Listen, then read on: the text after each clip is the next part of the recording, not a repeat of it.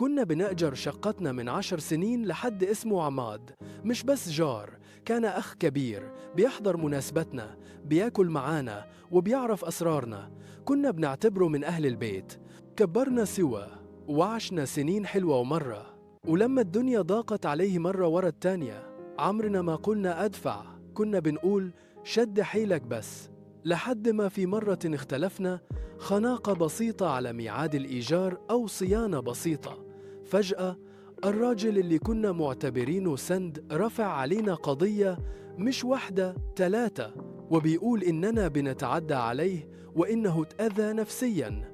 وقفنا في المحكمة مش مصدقين، إزاي العشرة والعيش والملح يتهزوا كده؟ الجار اللي كان بيدخل بيتنا من غير استئذان بقى بيبص لنا من بعيد بنظرة خصم. كل ورقة تقدمها للقاضي كانت خنجر في ظهر العشرة. إحنا مش زعلانين على الشقة، إحنا مكسورين على القلب اللي آمنا بيه.